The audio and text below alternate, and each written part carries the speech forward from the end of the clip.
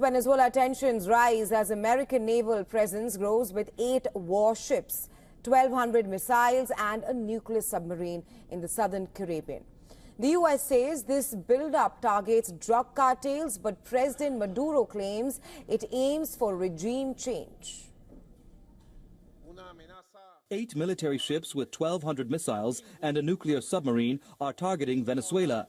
This is an extravagant, unjustifiable, immoral, and absolutely criminal, bloody threat. They have wanted to escalate what they call maximum pressure, which in this case is military. And in response to maximum military pressure, we have declared maximum preparedness for the defense of Venezuela. As a part of his wider effort to reduce migration and secure the southern border, U.S. President Donald Trump has made combating drug cartels a main focus of his administration. But President Maduro, Interior Minister Diosdado Cabello and other Venezuelan officials allege that the U.S. buildup is a pretext for intervention, with Maduro declaring the nation's military is ready should Washington strike. I mean, this is a really significant escalation. I can't recall another time when the U.S. military conducted this kind of operation against a drug cartel operating in the Caribbean. They're operating in international waters, as the president has said.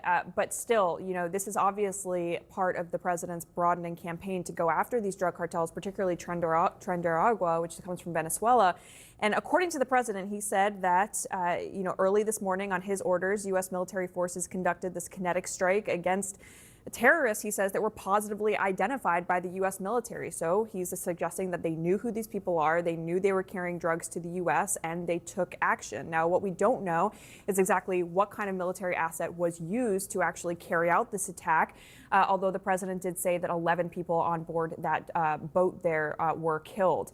Now, another question, of course, is just what authority was used to actually carry out this operation. The president has been saying, of course, that he has wanted to use this kind of military action and lethal strikes against cartels in the past, but it's still unclear what kind of authorization was actually provided as a legal basis to do this. And Marco Rubio, who's the national security advisor, dual hat as the Secretary of State, he said, look, the White House counsel's office, lawyers have looked into all of this, not going to get ahead of them, but suffice to say that that work was done behind the scenes.